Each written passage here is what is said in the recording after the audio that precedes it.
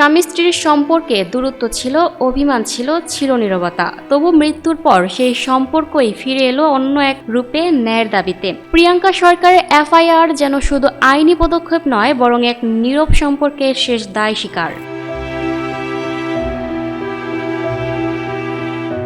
রাহুল অরুণোদয় বন্দ্যোপাধ্যায়ের অকাল প্রয়াণে শোকস্তব্ধ টালিপাড়া। তালসারীর সমুদ্রে শুটিং চলছিল, লাইট ক্যামেরা অ্যাকশনের মাঝেই আচমকা গভীর জলে তলিয়ে যান অভিনেতা। প্রত্যক্ষদর্শীরা বলছেন, মুহূর্তের মধ্যেই পরিস্থিতি নিয়ন্ত্রণের বাইরে চলে যায়।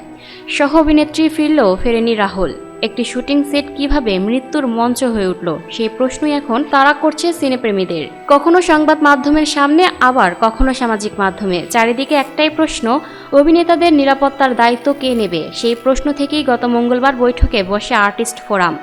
প্রসেনজিৎ চট্টোপাধ্যায়ের বাড়িতে উপস্থিত ছিলেন প্রিয়াঙ্কা সরকার সহ একাধিক শিল্পী। বুধবার 1 এপ্রিল প্রযোজনা সংস্থার বিরুদ্ধে মামলা করেছেন অভিনেতার প্রাক্তন স্ত্রী। পাশাপাশি আইনি নোটিশ পাঠানোর প্রস্তুতিও চলছে। প্রয়োজনে কর্মবিরতির মতো কঠোর সিদ্ধান্তের দিকেও যেতে পারে ইন্ডাস্ট্রি। উদ্ধার নিয়ে দ্বৈত বয়ান, ময়নাতদন্তে দীর্ঘ সময় পানির নিচে থাকার প্রমাণ আর প্রযোজনা সংস্থার নীরবতা, সব মিলিয়ে আরও ঘনীভূত হচ্ছে রহস্য।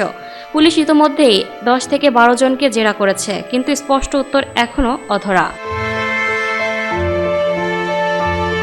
Lucky Akter, up to date news, Dhaka.